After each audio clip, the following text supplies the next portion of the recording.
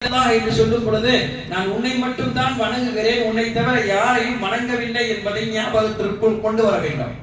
அதற்கு பெயர் தான் திக்ர். எனவே திக்ர் என்றால் வெறுமனையே தஸ்பீஹாத்துகளை பலமுறை எடுத்து எடுத்து அல்லாஹ்விடத்திலே சொல்வதல்ல, நம்மை நாம் நினைவு கூர்ந்து அல்லாஹ்வை நினைப்பது. அப்படி நினைக்கும் பொழுதுதான் மனதிற்கு ஒரு விதமான நிம்மதி கிடைக்கும்.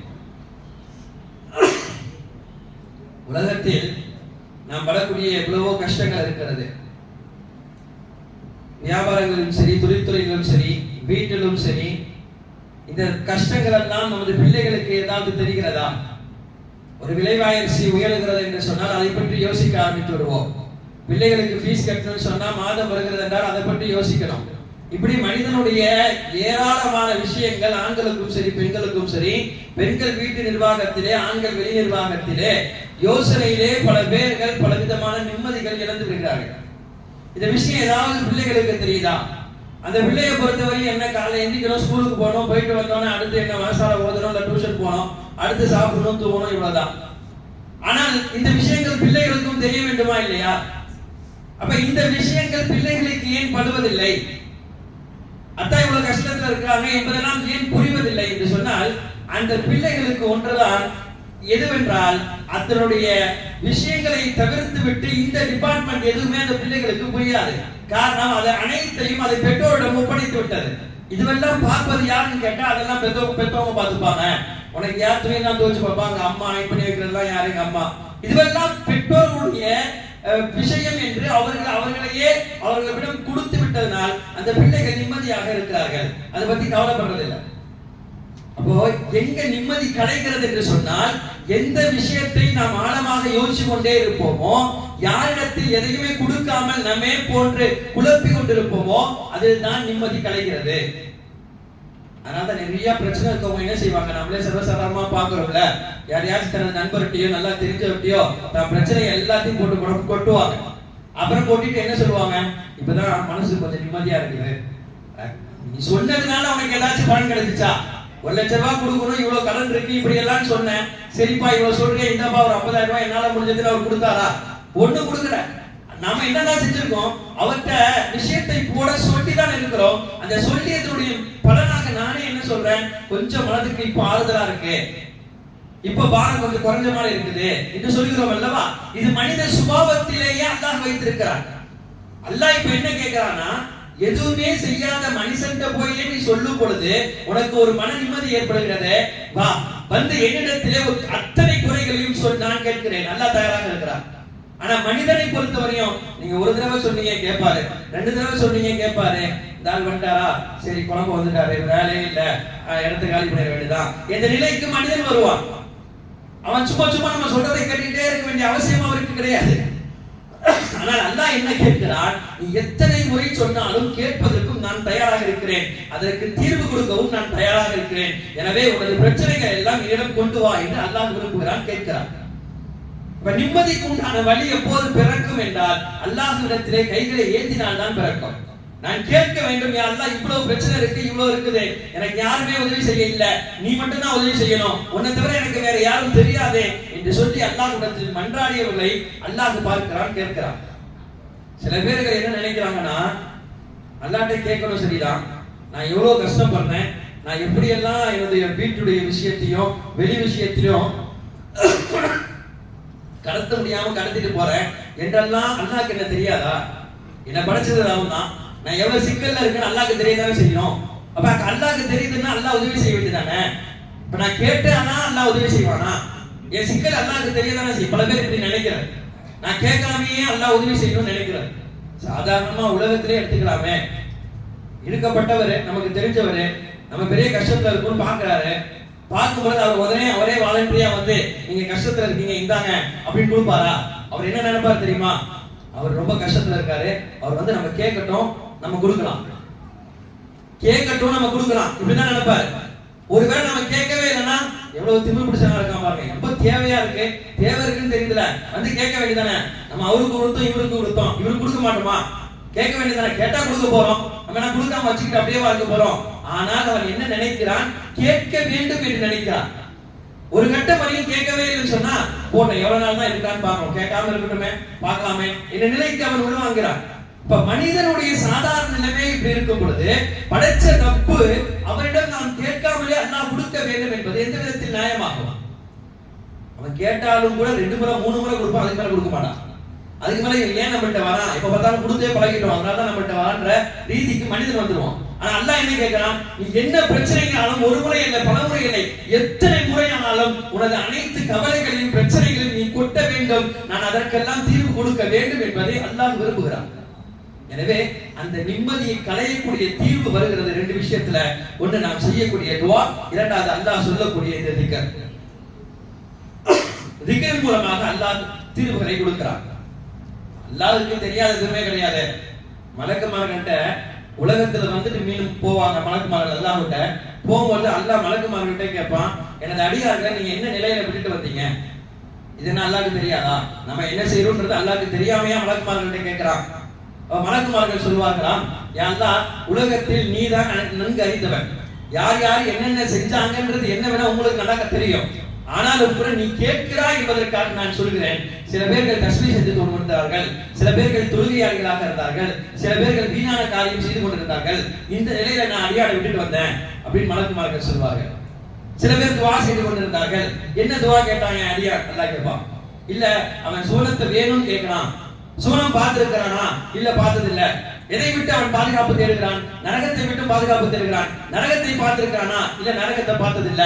நீங்க எழுதிருக்குங்க, அவன் கேட்ட சோனம் அவனுக்கு கிடைக்கும், அவனை விட்டு பாதுகாப்பு தேடக்கூடிய நரகத்தை அவனை விட்டு பாதுகாப்பாக நான் எழுதுகிறேன் என்று அல்லாஹ் சொல்கிறான். எதுக்கு சொல்ல வரனா, இது எல்லாம் அல்லாஹ்வுக்கு தெரியாதா? மலக்குமார்ட்ட கேட்டு கேட்டு கேட்டு ஒண்ணுத்துக்கும் அல்லாஹ் பதில் சொல்லணும்ன்ற அவசியம் இருக்கிறதா? இல்லை.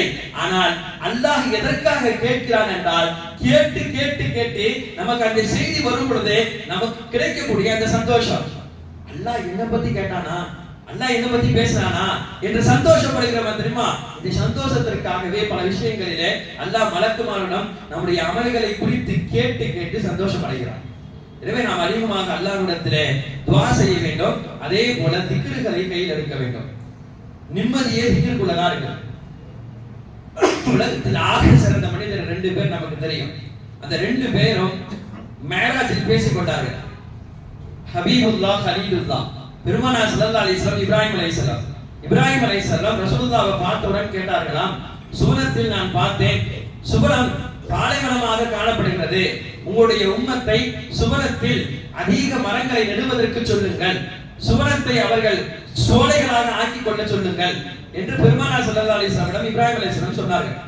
ரசூலுல்லாஹி ஸல்லல்லாஹு அலைஹி வஸல்லம் சொன்னார்கள், சோலைகளாக ஆக்க வேண்டும் என்று சொன்னால், பச்சை பசேல்னு ஆக்க வேண்டும் என்று சொன்னால் என்ன செய்ய வேண்டும் எனது சமூகம் என்று கேட்டதற்கு தான் இப்ராஹிம் அலைஹிஸ்ஸலாம் சொன்னார்களாம், சுப்ஹானல்லாஹ் சொல்ல சொல்லுங்கள், அல்ஹம்துலில்லாஹ் என்று சொல்ல சொல்லுங்கள். ஒரு சுப்ஹானல்லாஹ் மூலமாக சுவனத்தில் மரம் நடுக்கப்படுகிறது. அவருடைய சுவனத்தை அல்லாஹ் பூஞ்சோலையாக ஆக்கிறான் அவர்கள் செய்யக்கூடிய தஸ்பீஹின் காரணத்தினால். இதனால் தஸ்பீஹின் மூலமாகத்தான் நமக்கு காண கிடைக்கிறது. எவ்வளவோ துஆவை உலகத்துல ஓதுறோம், சுவனத்துல ஏதாச்சும் துஆ ஓத போறோமா? நம்மளாம் சொல்லுவோம், சுவனத்துல என்ன துஆ இருக்க போது? சுவனவாசிகள் எல்லாம் அனுபவிக்கத்தானே இருக்கிறார்கள். ஆனால் சுவனவாசிகள் முதலாக சுவனத்திற்குள் போகக்கூடிய துஆவை குர்ஆனில் அல்லாஹ் சொல்லி தருகிறார். என்ன துஆ செஞ்சிட்டு சுவனத்துக்குள்ளே சுவனவாசிகள் போவாங்கன்னா, அல்ஹம்துலில்லாஹ் இன்னதி அதஹப அன்னில் ஹஸன் இன்ன ரப்பனா லகஃபூருன் ஷகூர். இந்த துஆ ஓதிதான் சுவனவாசிகள் சுவனத்துக்குள்ளே போவாங்க. நம்மளும் மனப்பாடம் பண்ணிக்கணும். சுவனம் போகக்கூடிய நமக்கு இந்த துஆவினால் அல்லாஹ் சுவனத்தை அல்லாஹ் நசீபாக்கக்கூடிய பாக்கியத்தை கொடுப்பான். எனவே ஒரு சின்ன ஒரு வரி துஆ தான். இது என்னன்னா, இன்றைய தினம் நாங்கள் அல்லாஹ்வை புகழ்கிறோம், எந்தவித கவலையும் இல்லாமல் இந்த சுவனத்தில் நாங்கள் நுழைகிறோம். சுவனவாசிகள் இதை சொல்லிதான் சுவனத்துக்குள்ளே வரலாம். எங்களுக்கு எந்த கவலையும் இல்லை, ஏன்னா நாங்க சுவனத்துக்கு வந்துட்டோம். இது குர்ஆனுடைய ஆயத்திலிருந்து வரக்கூடிய ஹதீஸ். ஆனா இதற்கு கொஞ்சம் மாற்றமாக முஆத் இப்னு ஜபல் ரலியல்லாஹு அன்ஹு ஒரு ஹதீஸ் அறிவிக்கிறார். அவங்க என்ன சொல்றாங்கன்னா, உலக மறுமையில சுவனத்துல சுவனவாசிகளுக்கு எந்த விதமான கவலையும் இல்லை, அல்லாஹ் அவர்களை கேட்பதையெல்லாம் கொடுத்து கொண்டே இருப்பான். ஆனால் ஒரே ஒரு கவலை இருக்கும், ஒரே ஒரு கவலை இருக்கும். இது என்ன கவலை? சுவனவாசிகளுக்கு கவலையே இல்லைன்னு சொல்லிட்டாங்க. இப்ப ஒரு கவலை இருக்கும்னா என்ன கவலை இது என்பதை முஆத் இப்னு ஜபல் ரலியல்லாஹு அன்ஹு அவர்கள் சொல்லித் தருகிறார்கள்.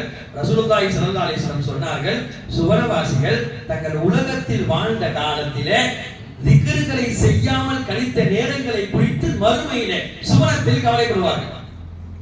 உலகத்துல நான் இந்த டைம் உட்கார்ந்து இருந்தேன், அந்த நேரம் சும்மா தான் உட்கார்ந்து இருந்தேன், அந்த நேரத்துல ஒரு 4 சுபஹானல்லாஹ் சொல்லியிருக்கலாமே. எவ்வளவோ வெயிட்டிங் ஹால்ல உட்கார்ந்து இருந்தேன், அந்த வெயிட்டிங் ஹால்லையாவது நான் கொஞ்சம் அல்லாஹ்வை நினைச்சிருந்தா இன்னைக்கு சுவனத்திலே அந்தஸ்து உயர்ந்திருக்குமே என்று சுவனவாசிகள் கவலைப்படக்கூடிய ஒரே நேரம் உலகத்தில் அவர்கள் தஸ்பீஹ் செய்யாமல் விட்ட நேரம் தான் என்று முஆது இப்னு ஜபல் ரலியல்லாஹு அன்ஹு நாயகம் ஸல்லல்லாஹு அலைஹி வஸல்லம் சொன்னதாக சொல்லி தருகிறார்கள். பெரிய வித்தியாசம் இருக்கும், நம்ம நினைக்கிற மாதிரிலாம் கிடையாது. சுவனம் என்பது பல படித்தரங்கள் இருக்கிறது. பல தடைகளில் உயர்ந்த ஒரு படித்தரத்திலே கீழ்ந்த படித்தரத்தில் இருக்கக்கூடியவர்களும் பேசிக் கொள்வார்களாம், உங்க அந்தஸ்து ரொம்ப உயர்ந்திருக்குது, நீங்க என்ன செய்றீங்க, இல்ல நீங்க என்னதான் அமல் செஞ்சீங்களோ அதுதான் நான் அமல் செஞ்சேன், இல்ல 2 பேரும் சரிசமமாகத்தானே அமல் செய்தோம், இல்ல சில நேரங்களில் சில தஸ்பீஹ்களை நான் அதிகமாக ஓதினேன், ஒரு சில சுபஹானல்லாஹ் மூலம், ஒரு சில லா இலாஹ இல்லல்லாஹ் மூலம் பல படித்தரங்களுக்கு மேலே சுவனவாசிகள் சிலரை விட அதிக படித்தரத்தில் உயர்ந்த அந்தஸ்திலே காணப்படுகிறார்கள். இதெல்லாம் எதனாலன்னா அவர்கள் செய்யக்கூடிய தஸ்பீஹின் மூலமாக அல்லாஹ் அவர்களுக்கு கொடுக்கிறார். எனவே கிடைக்க பெறக்கூடிய நேரம் கொஞ்ச நேரமாக இருந்தாலும் அதிலே கவனமாக அல்லாஹ்வை மறந்து விடாமல் நமது நாவுகளை நினைக்க வேண்டும். மார்க்க அறிஞர்கள் சொல்வார்கள், மீன் பிடிப்பார்கள், மீன் பிடிக்கக்கூடியவன் தூண்டிலை போட்டு மீன் பிடிப்பான். எந்த மீன் தூண்டிலே மாட்டும் என்பதற்கு விளக்கம் சொல்வார்கள், எந்த மீன் அல்லாஹ்வுடைய நினைவை விட்டும்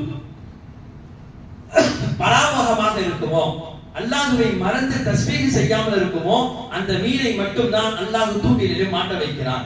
இதை சொல்லிட்டு அடுத்து சொல்றாங்க, அதே போல எந்த மனிதர் அல்லாஹ்வை சிந்திக்காமல் தஸ்பீஹை சரிவர கையில் எடுக்காமல் இருக்கிறதோ அவர்களைத்தான் அல்லாஹ் கவலை என்ற விஷயத்திற்குள்ளே சிக்கவும் வைக்கிறான். யாருக்கு அதிக கவலை வரும், யாருடைய வாழ்வில் அல்லாஹ்வுடைய நினைவை விட்டும் கொஞ்சம் தூரமாக இருக்கிறாரோ அவருக்குத்தான் அல்லாஹ் அதிக கவலைகளை போடுகிறான். நபி ஸல்லல்லாஹு அலைஹி வஸல்லம் அழகாக ஒரு ஹதீஸ் சொல்வார்களே, லா ஹவ்ல வலா குவத இல்லா பில்லாஹ், இவ்வளவுதான், லா ஹவ்ல வலா குவத இல்லா பில்லாஹ், அதாவது 3ஆம் கலிமாவுடைய கடைசி பாதி. இந்த வார்த்தையை அல்லாஹ் எவ்வளவு அற்புதங்களை வைத்திருக்கிறான் என்றால் 99 நோய்களுக்கு அல்லாஹ் இதில் மருந்து வைக்கிறான். லா ஹவ்ல வலா குவத இல்லா பில்லாஹில் அலியுல் அஸீம் என்ற இந்த வார்த்தையில் 99 நோய்களுக்கு அல்லாஹ் மருந்து வைத்திருக்கிறான் என்று சொல்லிவிட்டு ரசூலுல்லாஹ் சொன்னார்கள், அதிலே மிக குறைந்தது, அதில் மிக தாழ்ந்ததுதான் மனிதனுக்கு ஏற்படக்கூடிய கவலை. கவலை என்ற நோய் தான் உலகத்தில் நம்மை பார்வையிலே மிகப்பெரிய நோய். ஆனா ரசூலுல்லாஹ் அதுதான் மிக குறைவான நோய் என்றார். அப்ப எவ்வளவு நோய்களை, எவ்வளவு விஷயங்களை அல்லாஹ் நாம் சொல்லக்கூடிய இந்த கலிமாக்களிலிருந்து நம்மை விட்டு தூரமாக்குகிறார். எனவேதான் பெருமானார் ஸல்லல்லாஹு அலைஹி வஸல்லம் எல்லா கட்டங்களிலும் நமக்கு தஸ்பீஹாத்துகளை சேர்த்தே நமது வாழ்க்கையை இணைத்தார்கள். தஸ்பீஹ் நம்ம நினைக்கிறத போல இது மட்டும் இல்ல. தஸ்பீஹ் உட்கார்ந்து ஒரு 100 தடவை சுப்ஹானல்லாஹ் சொல்றது, அதுக்கு பிறகு அல்ஹம்துலில்லாஹ் சொல்றது, இது மட்டும் அல்ல. அல்லாஹ்வை நினைவு கூறக்கூடிய எல்லாமே தஸ்பீஹ் தான். சாதாரணமா நான் சொல்றேன்ல, யாராவது வந்து கேட்கறாங்க, சொல்றாங்க இன்னைக்கு நிக்கா வச்சிருக்கேன் துஆ செய்யுங்க அப்படின்னு சொல்றாங்க, ஒரு மாஷா அல்லாஹ் சொல்றோம், ஒரு இன்ஷா அல்லாஹ் நாளைக்கு வரேன்னு சொல்றோம், ஒரு அல்ஹம்துலில்லாஹ் சொல்றோம், ஏதாவது ஒரு மௌத் செய்தி கேட்டா இன்னா லில்லாஹி வ இன்னா இலைஹி ராஜிஊன் சொல்றோம். இது அத்தனையுமே தஸ்பீஹ் தான். நம்முடைய வாழ்வில் நாம் இந்த தஸ்பீஹாத்துகளை மறக்க கூடாது என்பதற்காக தான் பெருமானார் ஸல்லல்லாஹு அலைஹி வஸல்லம் இஸ்லாமியருடைய வாழ்வை எப்படி ஆக்கினார்கள், தஸ்பீஹுடன் சேர்த்தே ஆக்கினார்கள். என்னன்னு சொன்னா எல்லா நினைகளிலும் அடியான் அல்லாஹ்வை நினைக்க வேண்டும். அத்தனைக்காகத்தான் பெருமானார் ஸல்லல்லாஹு அலைஹி வஸல்லம் இது போன்ற தஸ்பீஹாத்துகளை எல்லாம் உண்டாக்கினார்கள். எனவே அதிக தஸ்பீஹ்களிலே நம்முடைய நேரத்தை நாம் கழிக்க வேண்டும். குர்ஆனும் சரி, ஹதீஸும் சரி, உலகத்தில் எல்லா பொருட்களும் சரி அல்லாஹ்வை தஸ்பீஹ் செய்து கொண்டிருக்கிறது. உயிருள்ள பொருளும் செய்கிறது, உயிரற்ற பொருளும் செய்கிறது, ஜட பொருளும் அல்லாஹ்வை தஸ்பீஹ் செய்கிறது.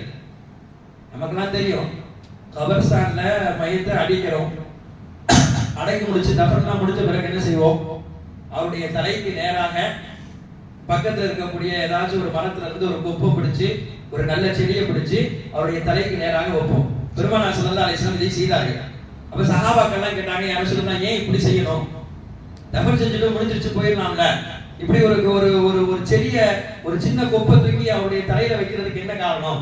ரசூலுல்லாஹி ஸல்லல்லாஹு அலைஹி வஸல்லம் சொன்னார்களாம், இல்லை, அவர் ஒரு பாவம் செய்யக்கூடிய அடியாராக இருந்தால் கண்டிப்பாக அல்லாஹ் தஆலா இந்த செடி செய்யக்கூடிய தஸ்பீஹின் காரணமாவது அவருடைய பாவத்தை அல்லாஹ் மன்னிப்பான், அதுவரையாவது மலக்குகள் அவரை வேதனை செய்யாமல் இருப்பார்கள். உலகத்தில் மட்டும் அந்த நபி ரஹ்மத்தாக வரவில்லை, வாழ்நாள் முடித்து நாம் மையத்தாகி போன பிறகும் கூட ரசூலுல்லாஹி ஸல்லல்லாஹு அலைஹி வஸல்லம் எப்படியாவது எனது உம்மத்தை வேதனையிலிருந்து குறைக்கப்பட வேண்டும் என்பதற்காக கடைசி வரையும் போராடுகிறார்கள். ரசூலுல்லாஹ் என்ன சொல்றாங்க, உலகத்துடைய எல்லா ஜீவராசிகளும் எல்லா செடிகளும் அல்லாஹ்வை தஸ்பீஹ் செய்கிறது, அந்த தஸ்பீஹின் மூலமாவது அல்லாஹ் உங்களுடைய வேதனையை லேசாக்கட்டுமே. இப்படி எல்லா பொருட்களும் தஸ்பீஹ் செய்கிறது என்றால் அதிகமாக அல்லாஹ்விடத்திலே நிஅமத்துகளையும் அருட்கொடைகளையும் பெற்றக்கூடிய நாம் எவ்வளவு அல்லாஹ்வை தஸ்பீஹ் செய்ய வேண்டும். தூரமான இடத்திற்கு பிரயாணத்திற்கெல்லாம் போனா சில நேரங்களில் உது செய்யும் பொழுது தண்ணீர் கிடைக்காது. சிறுநீர் கழித்து விட்டு அதற்கு பிறகு சிறுநீர் கழித்ததை சுத்தம் செய்வதற்காக என்ன செய்வோம், ஏதாவது கல் இருந்தா பார்ப்போம், செங்கல் இருந்தா உரிவது மாதிரி செங்கல் இருந்தா நம்ம தேடுவோம். அப்போ ஷரியத்துடைய சட்டம் என்னன்னா, அந்த செங்கலை எடுத்த உடனே சுத்தம் செய்யக்கூடாது. அந்த எடுத்த பிறகு அந்த செங்கலை 2 தடவை தட்ட சொல்றான், தட்டிய பிறகு நீங்கள் சுத்தம் செய்யுங்க. ஏன் இந்த தட்டினா என்ன, அது அழுக்கு இருக்கும் போயிருதுக்காண்டி தட்ட சொல்றாங்களா? அது அழுக்கு இருக்கும் போயிருவதற்காண்டி தட்ட சொல்லல. அந்த செங்கல் பல நேரங்களில் அல்லாஹ்வை தஸ்பீஹ் செய்கிறது, நீங்கள் தட்டுவதன் மூலமாக அந்த தஸ்பீஹை நிப்பாட்டிக் கொள்ளும், அதற்கு பிறகு நீங்கள் சுத்தம் செய்யலாம். எந்த அளவுக்கு எழுதுகிறார்கள் யோசிக்க வேண்டும். இவ்வளவு விஷயங்கள் அல்லாஹ்வை தஸ்பீஹ் செய்கிறது என்றால், நாம் அல்லாஹ்வை தஸ்பீஹ் செய்யவில்லை என்றால் அல்லாஹ் நம்முடைய முறை அல்லாஹ்விடத்தில் எப்படி இருக்கும்?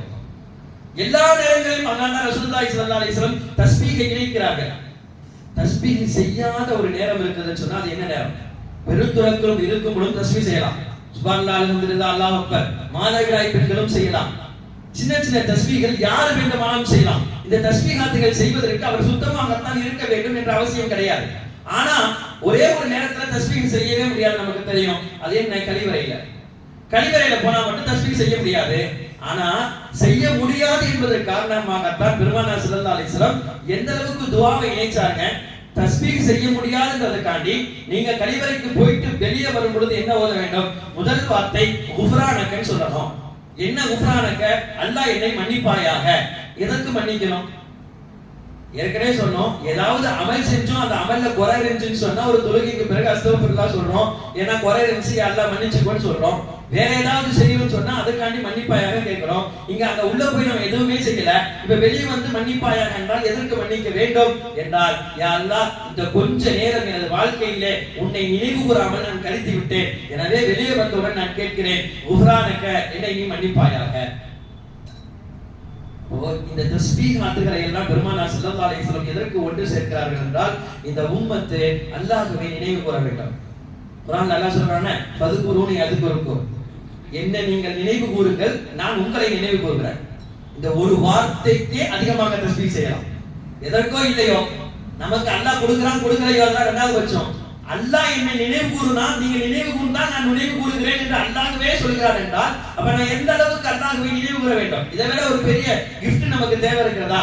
என்ன பத்தி மலக்குமாரிடம் அல்லாஹ் பேசுகிறான். என்ன பேசுறான்? என் அடியான் பார் எப்படி உட்கார்ந்து என்னை தஸ்பீஹ் செய்து கொண்டிருக்கிறார். நீ என்ன செய்தாய்? உலகத்திலே இந்த மனிதனை பார்த்துதானே நீ சொன்னாய், ஒருவருக்கு ஒருவர் குத்திக் கொள்வார்கள், கொலை செய்து கொள்வார்கள், ரத்தத்தை ஓட்டுவார்கள் என்று பேசினாயே, எனது அடியானை போய் பார், எப்படி என்னிடத்திலே துஆ செய்கிறான், எப்படி என்னை தஸ்பீஹ் செய்கிறான் என்று மலக்குமாரிடம் பெயர் சொல்லி அடியார்களை பெயர் சொல்லி அல்லாஹ் பாராட்டுகிறான், புகழ்ந்து பேசுகிறான். ஃபதுகுரூனி அதுகுருக்கும், என்னை நீங்கள் நினைவு கூறுங்கள், நான் உங்களை நினைவு கூறுகிறேன் என்று சொல்கிறார். எனவே எவ்வளவோ தஸ்பீஹாத்துகள் இருக்கிறது. அந்த தஸ்பீஹாத்துகளில் எந்த தஸ்பீஹ் வேணா செய்யலாம், இதுதான் செய்யணும் அதுதான் செய்யணும் இல்ல. இருந்தாலும் கூட ஒரு சில முக்கியமான தஸ்பீஹ்கள் மட்டும் நமக்கு முன்னால் நான் சொல்ல வருகிறேன். நபிமார்கள் ஏராளமான தஸ்பீஹ்கள் செய்கிறார்கள்.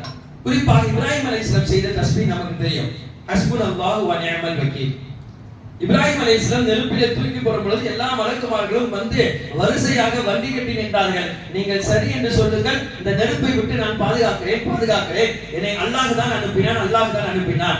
எதுவும் சொல்லவில்லை. இப்ராஹிம் அலைஹிஸ்ஸலாம் என்னையும் அல்லாஹ் தான் படைச்சான், உங்க அல்லாஹ் தான் அனுப்பினான், என்னையும் அல்லாஹ் தான் படைச்சான், என்னை படைத்தவனுக்கு தெரியும் என்னை காப்பாற்ற வேண்டும். ஹஸ்புனல்லாஹு வ நிஅமல் வக்கீல், எனவே எனக்கு அல்லாஹ் போதுமானவன்.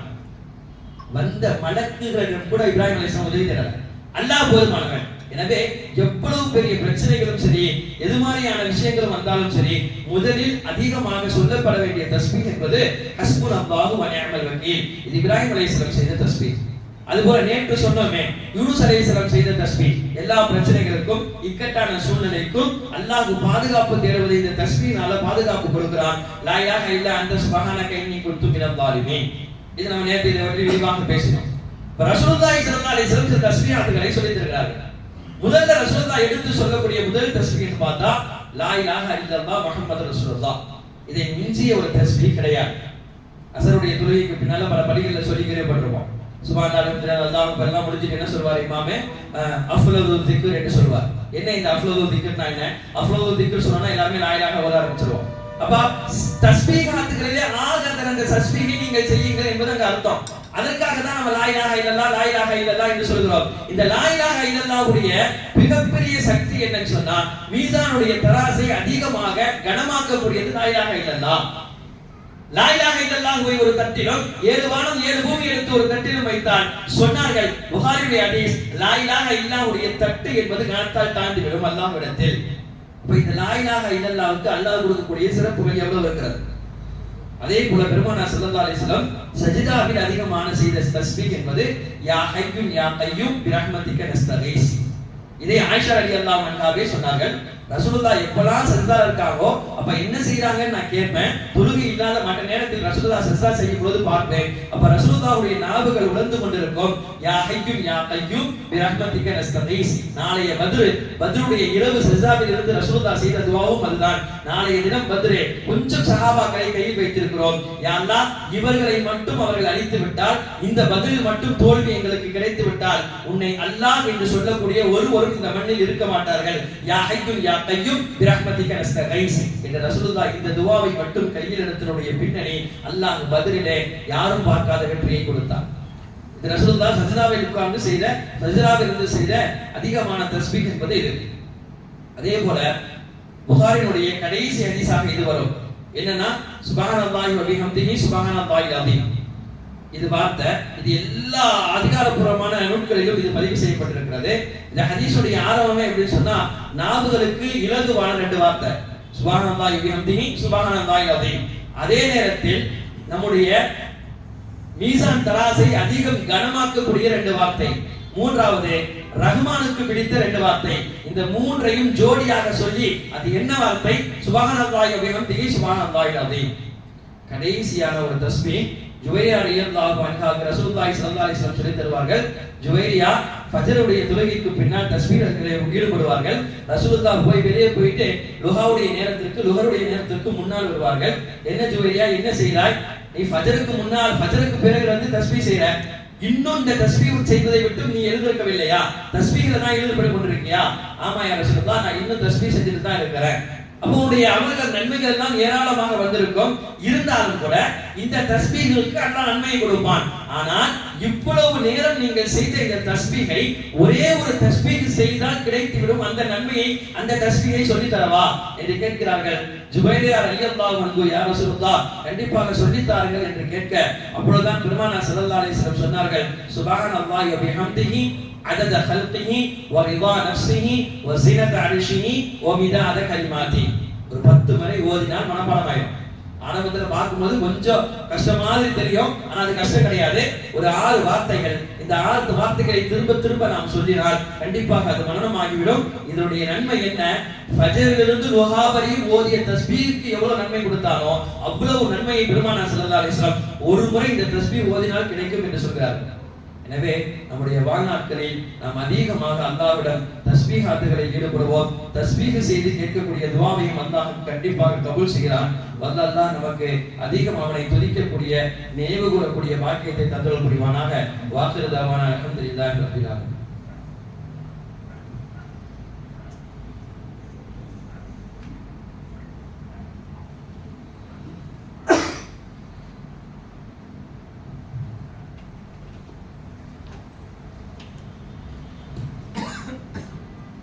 الحمد لله رب العالمين اللهم صل